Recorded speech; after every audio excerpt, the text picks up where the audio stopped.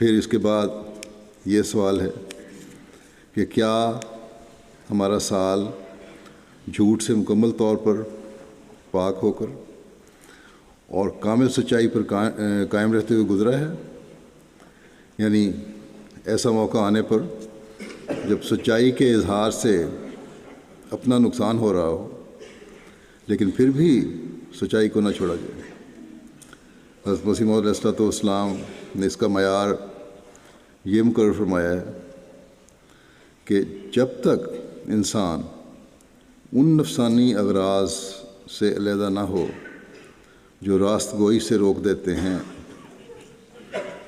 تب تک حقیقی طور پر راست گو نہیں ٹھہر سکتا۔ فرمایا سچ کے بولنے کا بڑا بھاری محل اور موقع وہی ہے جس میں اپنی جان یا مال یا آبرو کا اندیشہ ہو۔ پھر یہ سوال ہے کیا ہم نے اپنے آپ کو ایسی تقریبوں سے دور رکھا ہے جن سے گندے خیالات دل میں پیدا ہو سکتے ہیں؟ یعنی آج کل اس زمانے میں ٹی وی ہے، انٹرنیٹ ہے، یہ چیزیں اس قسم کی، اس پر ایسے پروگرام جو خیالات کو گندا ہونے کا ذریعہ بنتے ہیں، ان سے آپ نے بچایا اپنے آپ کو؟ اگر ہم ان ذریعوں سے گندی فلمیں اور پروگرام دیکھ رہے ہیں تو ہم عہد بیت سے دور ہٹ گئے ہیں اور ہماری حالت قابل فکر ہے، کیونکہ یہ باتیں ایک قسم کے زنا کی طرف لے جاتی ہیں۔ پھر سوال یہ ہے کہ کیا ہم نے بد نظری سے اپنے آپ کو بچانے کی ہر ممکن کوشش کی ہے اور کر رہے ہیں؟ کیا کیونکہ بد نظری کا جہاں تک سوال ہے اس میں یہ حکم جو ہے عورتوں اور مردوں دونوں کے لیے ہے کہ کیونکہ اس امکانات پیدا ہو سکتے ہیں کھلی نظر سے دیکھنے سے، اس لیے اپنی نظریں نیچی رکھو اور غض بصر سے کام لو۔ پھر سوال یہ ہے کہ کیا ہم نے فسق و فجور کی ہر بات سے اس سال میں بچنے کی کوشش کی ہے؟ حضرت صلی اللہ علیہ وسلم نے فرمایا کہ مومن سے گالی گلوچ کرنا فسق ہے، سختی سے، لڑائی سے، جب لڑائی جھگڑا ہوتا ہے سو آدمی سخت الفاظ بھی کہہ دیتا ہے اور برے الفاظ بھی کہہ دیتا ہے، اور ایک مومن دوسرے مومن سے جب یہ کر رہا ہو تو یہ فسق ہے، بلکہ کسی سے بھی کر رہا ہو جب تو یہ فسق ہے۔ پھر آپ نے فرمایا کہ تاجر فاجر ہوتے ہیں۔ عرض کیا گیا یہ تو حلال ہے، تجارت کرنا تو حلال ہے۔ آپ صلی اللہ علیہ وسلم نے فرمایا مگر جب یہ لوگ سودا بازی کرتے ہیں تو جھوٹ بولتے ہیں اور قسمیں اٹھا کر قیمتیں بڑھاتے ہیں۔ اسی طرح آپ نے شکر اور صبر نہ کرنے والوں کو بھی فاسق فرمایا ہے۔ بس یہ ہے گہرائی فسق سے بچنے کی۔ پھر سوال یہ ہے جو ہم نے کرنا ہے اپنے آپ سے کہ کیا ہم نے اپنے آپ کو ہر ظلم سے بچا کر رکھا ہے، یعنی ظلم کرنے سے بچا کے رکھا ہے۔ حضرت صلی اللہ علیہ وسلم نے فرمایا کہ کسی کی ایک ہاتھ زمین بھی دبا لینا، تھوڑی سی زمین بھی کسی کی دبا لینا، یا کسی کا ایک کنکر، چھوٹا سا پتھر جو ہے کنکری مٹی کی ٹکڑا، وہ بھی غلط طریق سے لینا ظلم ہے۔ بس یہ معیار ہے جس پہ ہم نے اپنے آپ کو پرکھنا ہے۔ پھر سوال یہ کرنا ہے کہ کیا ہم نے ہر قسم کی خیانت سے اپنے آپ کو پاک رکھا ہے؟ آپ صلی اللہ علیہ وسلم نے فرمایا کہ اس سے بھی خیانت نہیں کرنی جو تم سے خیانت کرتا ہے۔ یہ ہے معیار۔ پھر ہم نے یہ سوال کرنا ہے کہ کیا ہم نے ہر قسم کے فساد سے بچنے کی کوشش کی ہے؟ آپ صلی اللہ علیہ وسلم نے فرمایا کہ شریر ترین لوگ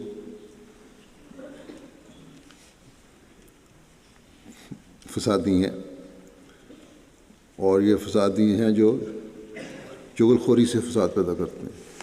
یہاں کی بات وہاں لگائی، ادھر سے ادھر بات پھیلائی، وہ لوگ فسادی ہیں۔ محبت کرنے والوں کے درمیان بگاڑ پیدا کرتے ہیں جو لوگ، وہ فسادی ہیں۔ جو فرما بردار ہیں، اطاعت کرنے والے ہیں، نظام کی ہر بات کو ماننے والے ہیں، انہیں یا دین کی ہر بات کو ماننے والے ہیں، اس سے انہیں کسی غلط کام میں مبتلا کرنے کی کوشش کرتے ہیں یا گناہ میں مبتلا کرنے کی کوشش کرتے ہیں، وہ فسادی ہیں۔ بس یہ ہے معیار فساد ہونے کا اور فساد سے بچنے کا۔ پھر سوال یہ ہے کہ کیا ہر قسم کے باغیانہ رویے سے پرہیز کرنے والے ہم ہیں؟ پھر یہ سوال ہے کہ کیا ہم نے نفسانی جوشوں سے ہم نفسانی جوشوں سے مغلوب تو نہیں ہو جاتے؟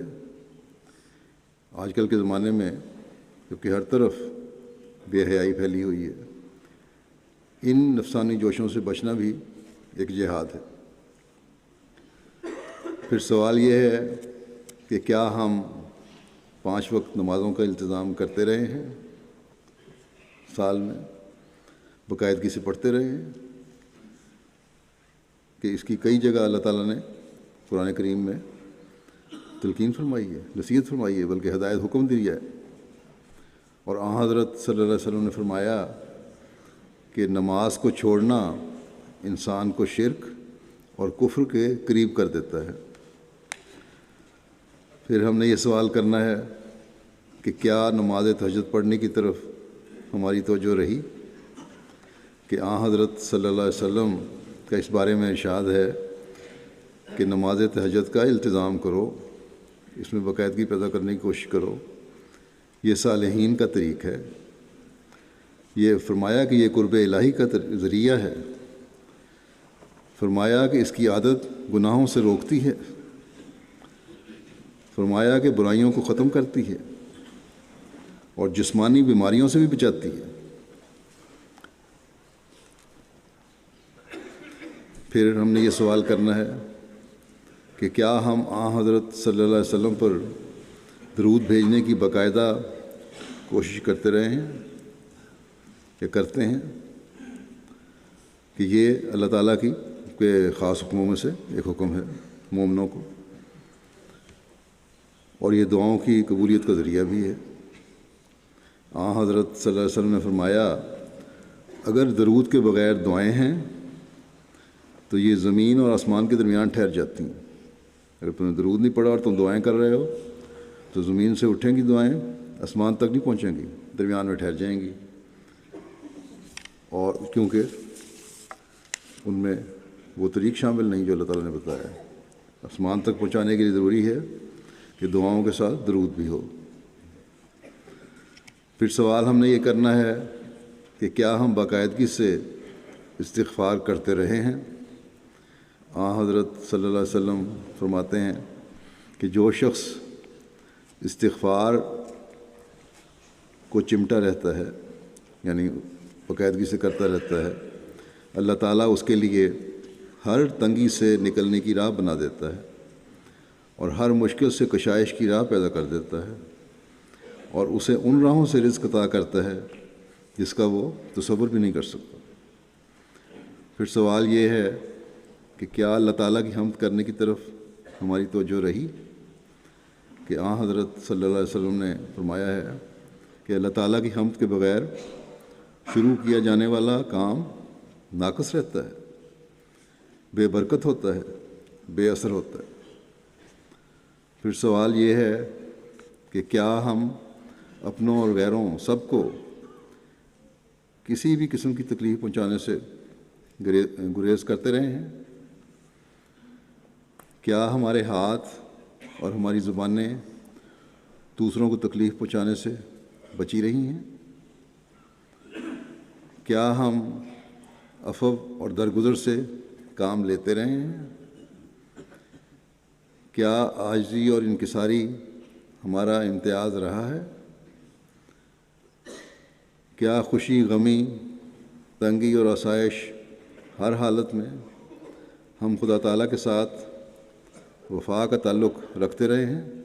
کبھی کوئی شکوہ تو نہیں پیدا ہوا اللہ تعالیٰ سے کہ میری دعائیں کیوں قبول نہیں کی گئیں، یا مجھے اس تکلیف میں کیوں مبتلا کیا گیا ہے؟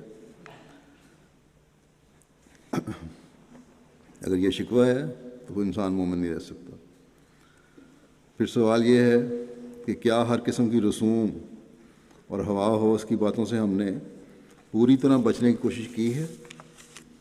حضرت صلی اللہ علیہ وسلم نے فرمایا کہ یہ رسوم اور بدعات تمہیں گمراہی کی طرف لے جاتی ہیں، ان سے بچو۔ پھر سوال یہ ہے کہ کیا قرآن کریم اور حضرت صلی اللہ علیہ وسلم کے احکامات اور ارشادات کو ہم مکمل طور پر اختیار کرنے کی کوشش کرتے رہے ہیں؟